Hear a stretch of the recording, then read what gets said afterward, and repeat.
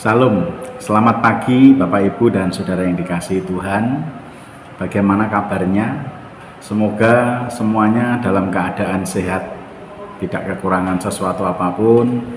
Kiranya pekerjaan, usaha masih diberkati Tuhan. Nah, saudaraku yang dikasihi Tuhan, pada hari ini kita masih tetap mengikuti ibadah secara daring. Ada banyak keterbatasan dalam hal pelaksanaan ibadah seperti ini, tetapi kiranya tidak mengurangi semangat kita, tidak melemahkan iman kita, dan kita tetap setia kepada Tuhan. Kiranya Bapak Ibu Saudara semuanya yang mengikuti ibadah dari rumah pun tetap dalam keadaan yang baik dan sehat semuanya. Hari ini kita akan bersama-sama belajar firman Tuhan yang diambil dari surat Filipi pasal yang pertama, ayat yang ketiga sampai dengan ayat yang ke-11.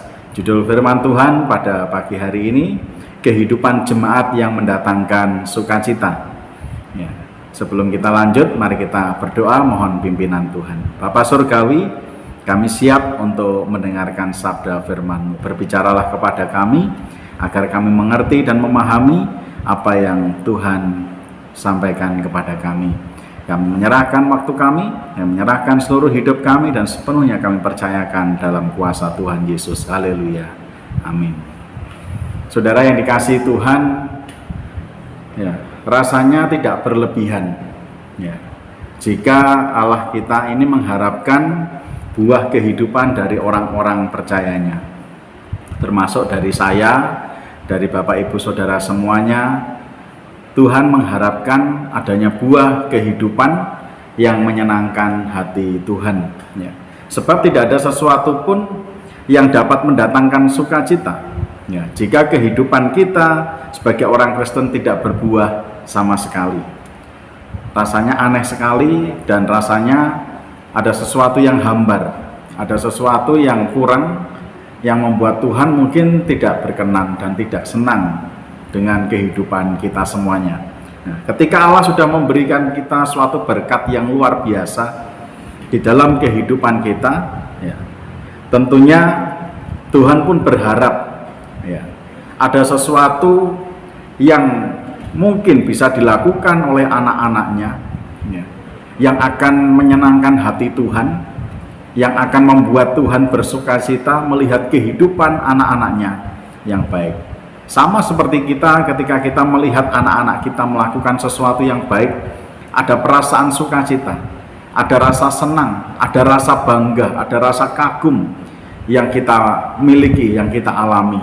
Ya, demikianlah Allah menghendaki dalam kehidupan kita, supaya saudara dan saya sebagai anak-anaknya, kehidupan kita ini bisa mendatangkan berkat, ya, berkat sukacita bagi orang-orang yang ada di sekitar kita, juga bagi Allah sendiri yang telah memberikan berkat-Nya yang luar biasa di dalam kehidupan kita semuanya.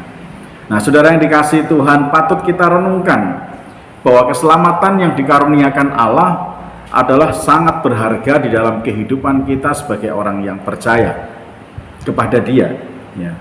Oleh sebab itu, kita perlu memperhatikan bagaimana kita menjalani hidup ini, sikap, perilaku, tindakan kita, segala sesuatu dalam seluruh aspek kehidupan kita.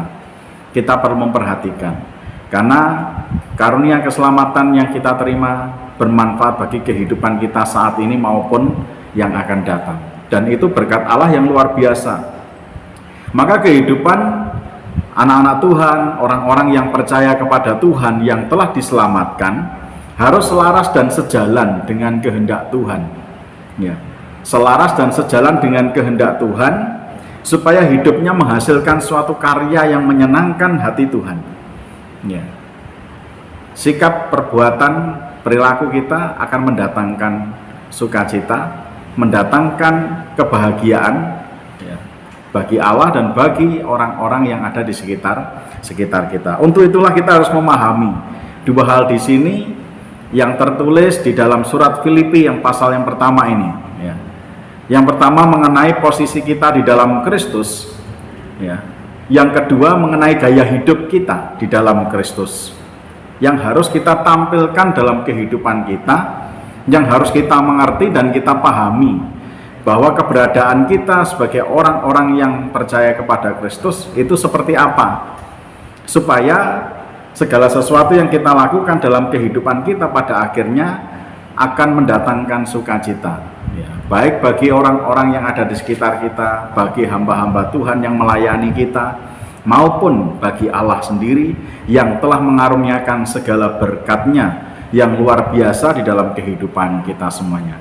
Kalau kita membaca di dalam surat Filipi ini, surat ini memang bertemakan sukacita, ya. Bahkan Rasul Paulus sangat bersukacita, makanya dia selalu mengingat jemaat ini, selalu memperhatikan jemaat ini, ya. Ada perasaan bangga, kagum yang luar biasa yang dialami oleh Rasul Paulus, ya, atas kehidupan jemaat di Filipi ini, ya. Oleh sebab itu kita perlu mengerti dua hal ini tadi, ya.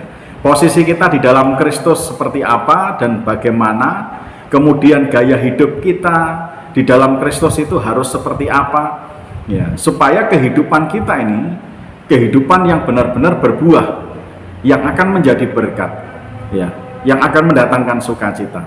Mari kita memperhatikan yang pertama, ayat yang ketiga sampai dengan ayat yang ke-8 ini fokus kepada posisi kita di dalam Kristus.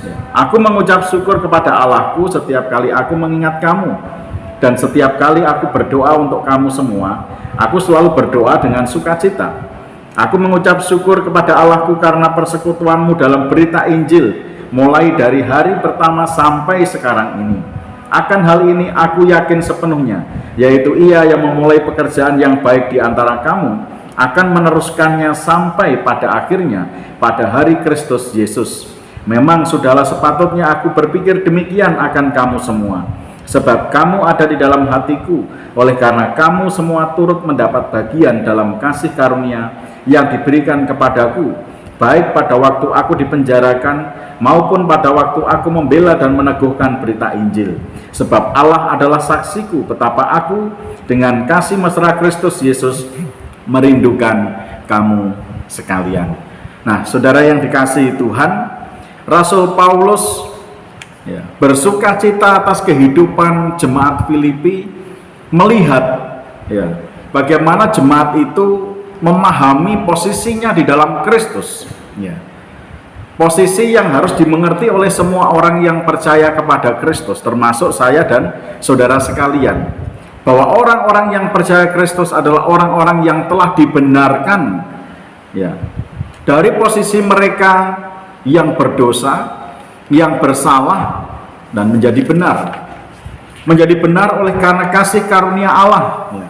Ketika seorang Kristen mampu memahami dirinya sebagai orang yang telah dibenarkan oleh Allah, oleh Kristus, sesungguhnya ia akan menempatkan dirinya pada kehambaan, ya, pada Kristus, akan menghambakan diri kepada Kristus, menjadi hamba kebenaran, ya. Rasul Paulus sudah mengajarkan kepada jemaat yang ada di Roma juga, ya, bahwa ketika kita ini sudah ditebus, sudah dibenarkan, kita bukan lagi menjadi hamba dosa, ya, tetapi kita menjadi hamba kebenaran, hidup bagi Allah, ya, itu yang dikehendaki, ya. Itu sebabnya ketika kita menjadi hamba kebenaran, maka yang terjadi dalam kehidupan kita apa? Ya, kita akan turut serta berpartisipasi di dalam menebarkan kebenaran itu di segala bidang kehidupan kita. Ya, kita memperhatikan apa yang dilakukan oleh jemaat Filipi ini. Ayat yang kelima, aku mengucap syukur kepada Allahku karena persekutuanmu dalam berita Injil. Ya. Mereka memilih untuk melayani Tuhan, ya, melayani dalam bidang pelayanan Injil, dalam pekerjaan Injil yang dipercayakan Tuhan kepada jemaat, kepada orang-orang yang percaya kepada Kristus, orang-orang yang telah dibenarkan dari bersalah menjadi benar. Mereka menjadi hamba kebenaran yang pada akhirnya mereka akan ikut serta, ikut ambil bagian di dalam pekerjaan untuk menyebarkan kebenaran ini kepada semua orang, ya. Persekutuan dalam berita Injil meneguhkan mereka, menyatakan diri mereka bahwa mereka, jemaat Filipi ini, mereka tetap bertekun. Ya. Mereka mau ambil bagian di dalam pekerjaan itu. Hal itulah yang membuat Rasul Paulus sangat bersuka cita. Karena ketika jemaat memahami jati dirinya sebagai orang yang telah dibenarkan melalui kebenaran Injil, ia akan terlibat di dalam pekerjaan Injil itu sendiri. Dia akan meleburkan diri dalam pekerjaan Injil. Dia akan bersama-sama untuk mengerjakan pekerjaan-pekerjaan Injil yang telah dipercayakan Kristus kepadanya. Supaya harapannya semakin banyak orang yang akan diselamatkan melalui kebenaran Injil yang dibagikan oleh jemaat ini. Nah, di sini kita dapat belajar dari jemaat Filipi bahwa posisi mereka sebagai orang yang telah dibenarkan oleh Kristus menyebabkan mereka mampu menghambakan dirinya kepada Kristus dengan ikut serta melakukan apa yang Kristus kerjakan, yaitu pekerjaan Injil. Dan memang sudahlah sepatutnya demikian yang harus kita lakukan di dalam kehidupan kita sebagai orang-orang yang percaya dan yang telah diselamatkan oleh Kristus. Sungguh aneh, ironis sekali jikalau kita sudah beroleh berita keselamatan, kita ini mendengar, menjadi percaya, dan kita diselamatkan oleh berita Injil itu yang kita terima, tetapi kita tidak mau terlibat untuk membagikan ini. Sedangkan Tuhan menghendaki semua orang tidak binasa, supaya semua orang beroleh hidup yang kekal. Bagaimana orang akan memperoleh hidup yang kekal jikalau mereka tidak mendengar kabar baik ini? Bagaimana mereka bisa menjadi selamat jikalau mereka tidak mendengarkan kebenaran ini? Itu sebabnya kebenaran tidak boleh berhenti pada kita. Kalau kita memahami posisi kita sebagai orang yang dulu bersalah dan berdosa, ditebus oleh Allah, diselamatkan oleh Kristus, maka seharusnya kita juga akan menjadi orang-orang yang ikut ambil bagian di dalam pekerjaan Injil. Inilah yang dipercayakan Kristus. Jemaat Filipi mereka menunjukkan, ketika mereka menghambakan dirinya kepada Kristus, mereka ikut serta melakukan apa yang Kristus lakukan. Posisi mereka dalam Kristus mendorong mereka ikut berpartisipasi dalam pekerjaan Injil. Mereka ikut melayani pekerjaan Injil itu. Persekutuan mereka dalam berita Injil, mereka bertekun di dalamnya. Mereka menunjukkan loyalitas dan kesetiaan mereka untuk menjadi hamba Kristus sebagai hamba kebenaran yang akan mewartakan kabar baik yang pernah mereka terima dan sudah mereka dapatkan. Nah, saudara yang dikasihi Tuhan, ketika mereka memahami posisi mereka sebagai orang-orang yang telah dibenarkan, sesungguhnya kita dapat melihat bagaimana mereka bertekun untuk terus berbagi berita Injil ini kepada semua orang. Cara mereka membantu dan bertekun dalam pekerjaan Injil inilah yang menyenangkan hati Tuhan. Pekerjaan ini mereka lakukan bukan untuk secara temporer, tetapi secara permanen. Mereka terus-menerus melakukannya. Mereka bekerja siang malam. Mereka melakukan pekerjaan ini dengan sungguh-sungguh kepada Tuhan. Hal itu mereka lakukan sejak hari pertama mereka diselamatkan.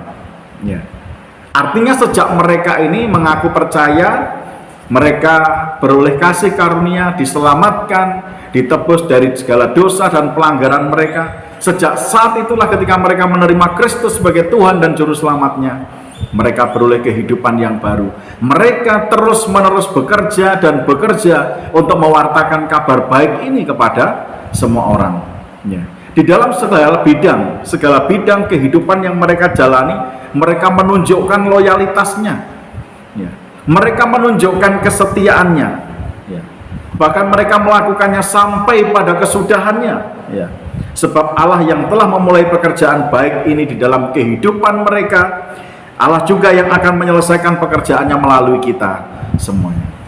Nah, kita juga perlu memahami jati diri kita ini. Jati diri kita sebagai orang yang telah diselamatkan di dalam Kristus.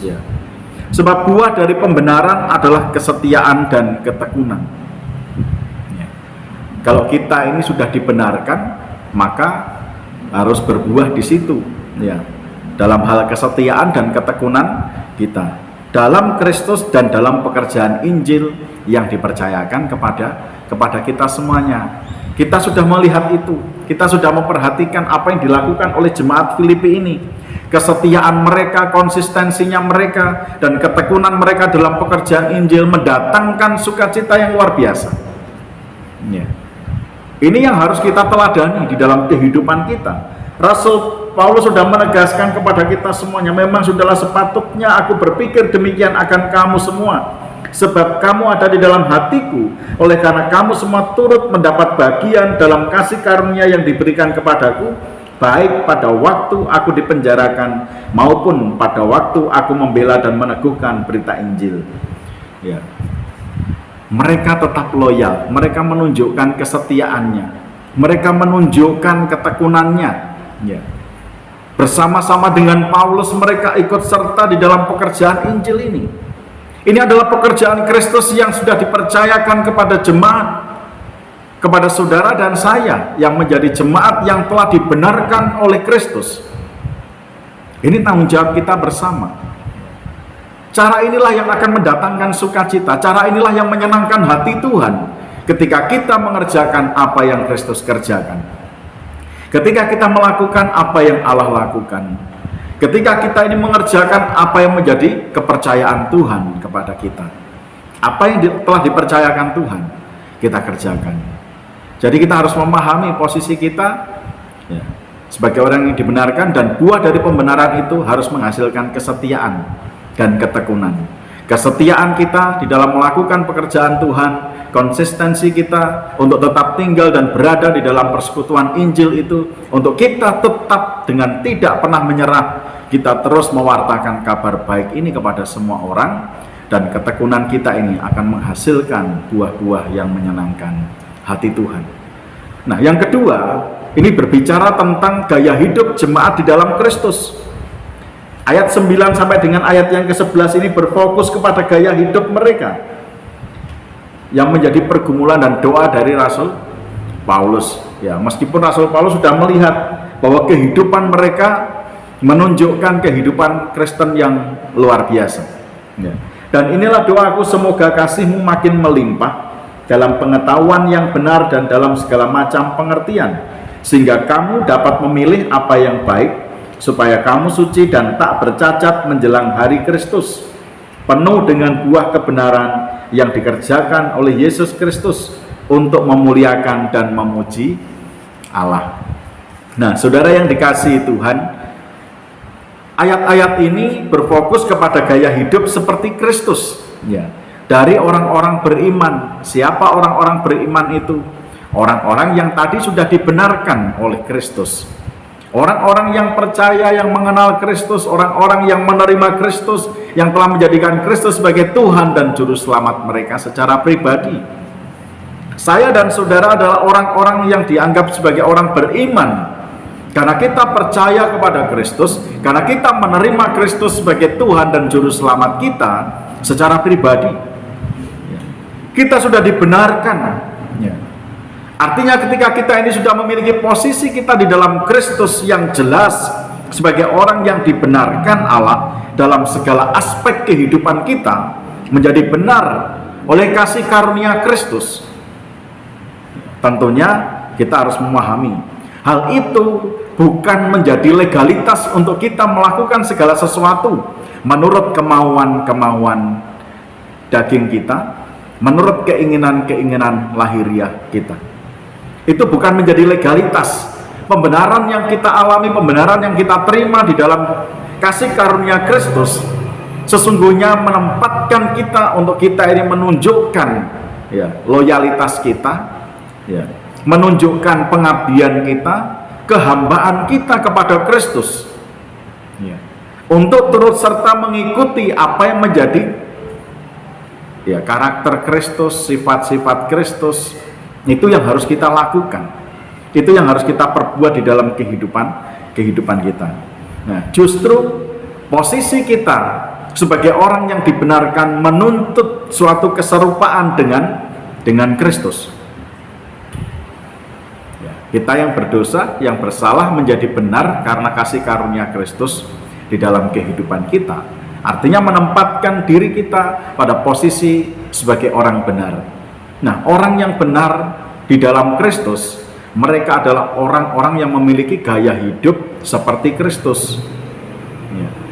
Lifestyle-nya harus sama seperti Kristus. Cara berpikirnya, ya, dan seluruh aspek kehidupannya itu harus menggambarkan Kristus di dalam kehidupannya. Nah, itu yang dilakukan oleh orang-orang Filipi ini. Ya.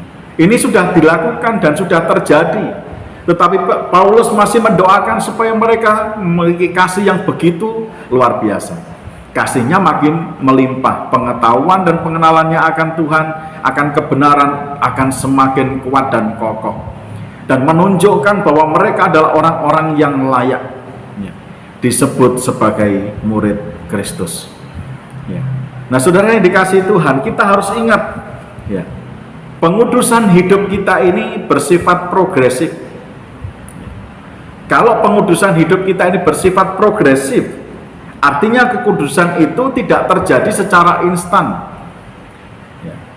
Kekudusan tidak terjadi dalam satu kali seumur hidup kita, melainkan ini suatu proses yang harus kita jalani seumur hidup kita. Ya. Itu sebabnya hidup dalam keserupaan dengan Kristus ini menjadi suatu proses perjalanan hidup kita yang harus terus-menerus kita bangun di dalam kehidupan kita. Kita tidak hanya cukup sudah mempunyai kasih seperti Kristus, selesai, tidak. Ya. Kita tidak hanya cukup mengenal kebenaran, selesai pada satu titik tertentu. Ya. Tetapi kita harus terus-menerus mengerjakannya. Kita harus terus mengupayakannya di dalam kehidupan kita sampai kesempurnaan dalam keserupaan dengan Kristus itu menjadi nyata. Sampai Kristus datang yang kedua kalinya menjemput saya dan saudara sekalian. Nah, gaya hidup jemaat Filipi yang mendatangkan sukacita digambarkan oleh Rasul Paulus di sini. Kasihnya semakin melimpah. Ya. Kasih adalah tanda dan bukti bahwa kita ini percaya sejati kepada Kristus. Ya. Kita berkata, aku percaya kepada Kristus, tetapi kita tidak mempunyai kasih seperti Kristus. Itu adalah sesuatu hal yang mustahil, ya, yang tidak pernah menjadi gambaran jati diri kita sebagai seorang Kristen di dalam Kristus. Nah, kasihnya semakin melimpah. Apakah mereka tidak mempunyai kasih? Mereka mempunyai. Ya. Mereka sudah memiliki kasih yang luar biasa dalam kehidupan mereka. Tetapi Rasul Paulus berdoa supaya kasih mereka semakin melimpah, semakin meluber. Ya. Sehingga semua orang pun akan merasakan kasih yang luar biasa itu di dalam kehidupan mereka. Ya. Kemudian pengetahuan dan pengertian yang benar. Ya. Ini suatu wawasan rohani yang perlu, ya, untuk kita pahami. Wawasan rohani penuh yang akan memimpin kita kepada kesempurnaan dengan Kristus. Ya. Keserupaan dengan Kristus. Ya.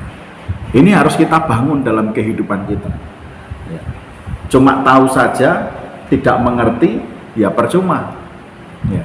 Tetapi kita mengetahui, kita memahami, kita mengerti, ya, tentang kebenaran, itu sangat baik sekali di dalam kehidupan kita.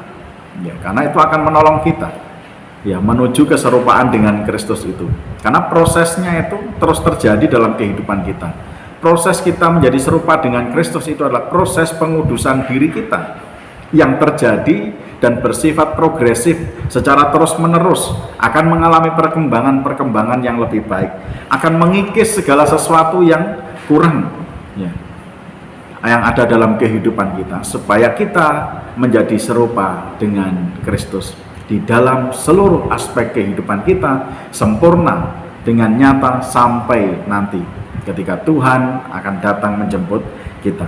Nah, mungkin saja ini adalah pilihan gaya hidup yang lebih berorientasi dan menekankan kepada praktek, ya, yang dipilih oleh jemaat Filipi ini.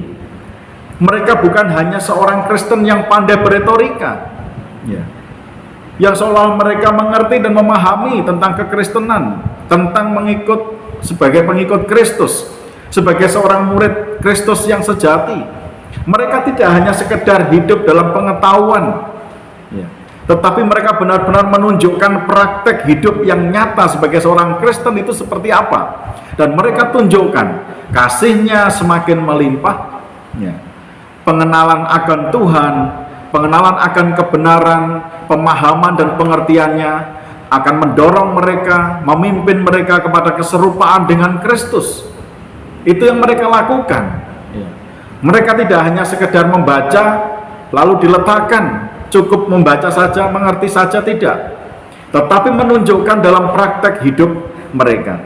Nah, inilah yang menunjukkan bahwa kedewasaan rohani itu melibatkan 3 unsur yang penting di dalam kehidupan setiap orang Kristen.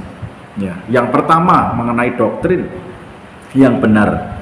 Ya, kalau kita membaca 1 Yohanes pasal yang keempat, ayat yang pertama sampai dengan ayat yang keempat, dijelaskan di sana oleh Rasul Yohanes, ya, supaya kita ini tidak tergoda, pandangan kita, ya, iman kita tidak digoyahkan oleh guru-guru palsu, ya, tetapi kita tetap berdiri kepada pengertian yang benar, ya.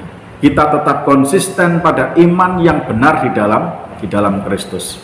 Orang yang dewasa tidak tergoyahkan oleh apapun juga, ya, sehingga mereka berpegang teguh kepada doktrin Alkitab yang benar. Ini yang pertama kita pegang di dalam kehidupan kita. Kemudian yang kedua, unsur yang kedua yang menggambarkan tentang kedewasaan rohani seseorang, yaitu berkenaan dengan hubungan pribadinya dengan Allah, ya. Kita harus menunjukkan bahwa kita benar-benar mengasihi Allah. Kita harus menunjukkan bahwa kita betul-betul hidup takut akan Allah. Kita betul-betul menunjukkan bahwa kita ini adalah milik kepunyaan Allah. Kita bisa membaca di dalam Yohanes pasal yang pertama ayat yang ke-12, ya. Kalau kita membaca ayat ini dikatakan di sana, ya, tetapi semua orang yang menerimanya diberinya kuasa supaya menjadi anak-anak Allah, yaitu mereka yang percaya dalam namanya, ya. Hubungan pribadi kita dekat seperti seorang anak dengan bapaknya, ya. Orang yang dewasa rohani, mereka adalah orang yang memiliki hubungan yang dekat dengan Allah, ya. Bahkan mereka dipanggilnya anak, dan kita memanggil Allah kita sebagai Bapa kita, ya, yang mengasihi kita. Dan yang ketiga adalah gaya hidup saleh yang harus kita tunjukkan, ya. Jadi kedewasaan rohani, ya, akan menampilkan gaya hidup yang saleh. Inilah yang dilakukan oleh jemaat Filipi, ya. Mereka menampilkan gaya hidup sebagai orang yang percaya kepada Kristus, sebagai pengikut Kristus yang sejati, yang memiliki keserupaan dengan Kristus, ya. Dengan pemahaman yang benar kita dapat, ya, memilih yang terbaik, ya, di dalam kehidupan kita. Kita dapat memilih yang benar, yang murni, yang tak bercacat, suatu sikap hidup yang layak dan terpuji dalam kekudusan. Nah, kalau kita menunjukkan kedewasaan rohani kita memiliki gaya hidup yang serupa dengan Kristus. Doktrin kita tentang Allah pun kuat, bahwa kita tidak goyah oleh apapun juga, ya, baik oleh antikristus maupun oleh pengajaran-pengajaran dari guru-guru palsu. Kita memiliki hubungan yang dekat dengan Allah, dan kita menampilkan gaya hidup serupa dengan Kristus sebagai orang-orang yang saleh, yang beriman kepada Kristus Yesus. Sehingga hidup kita ini penuh dengan buah kebenaran, ya, di mana roh yang memenuhi hidup kita akan menghasilkan keserupaan dengan Kristus. Sebab hal ini adalah bagian dari tujuan dari keselamatan yang Tuhan anugerahkan dalam kehidupan kita.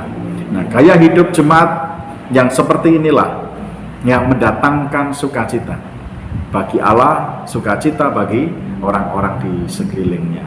Nah, pertanyaannya adalah, apakah saudara dan saya sudah memiliki hidup yang mendatangkan sukacita bagi Allah, bagi saudara-saudara seiman kita, bagi hamba-hamba Tuhan juga yang telah melayani kita?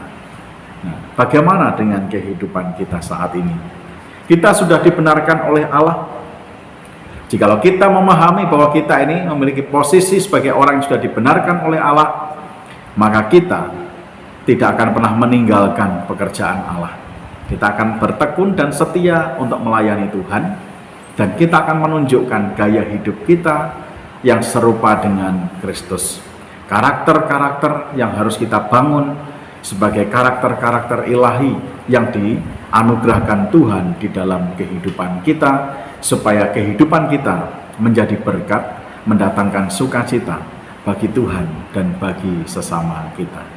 Biarlah kiranya firman Tuhan pada pagi hari ini akan menguatkan kita dan menjadi berkat bagi kita sekalian. Amin. Mari kita berdoa. Terima kasih Tuhan, Engkau sudah memberkati kami dengan firman-Mu. Biarlah firman Tuhan ini akan tetap melekat kuat dalam hati kami dan kami mampu melakukannya dengan setia. Terpujilah nama-Mu, kami bersyukur atas berkat firman Tuhan ini. Dalam nama Tuhan Yesus kami sudah berdoa. Amin.